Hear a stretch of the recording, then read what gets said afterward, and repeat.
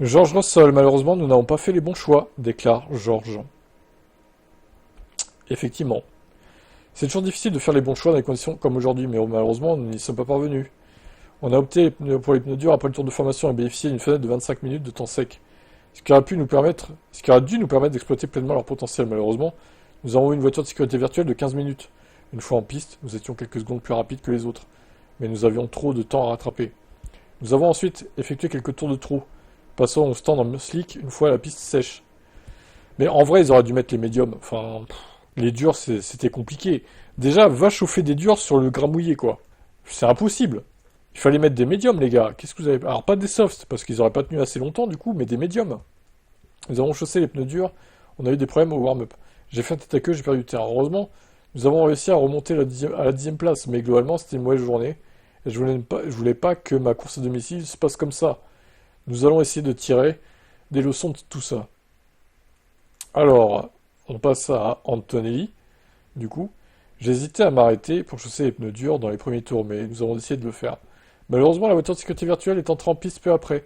J'ai pas réussi à faire monter les pneus en température. Une fois reparti, j'ai eu du mal à générer la chaleur nécessaire, ce qui m'a empêché de profiter de l'avantage de la vitesse que nous aurions pu avoir une fois la piste sèche. Avec l'arrivée de la pluie, les conditions sont devenues délicates.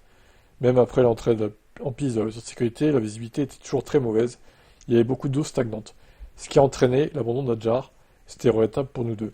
J'ai essayé de continuer, mais les dégâts sur le diffuseur étaient trop importants. Nous avons dû abandonner. Un week-end à oublier, donc, mais nous essaierons de revenir plus fort à Spa. Non mais, Mercedes, ils ont un problème avec les pneus durs sous la pluie. Hein. Je sais pas ce qui leur passe par la tête, mais les gars, vous mettez pas des pneus durs dans les conditions humides, en fait, quoi qu'il se passe.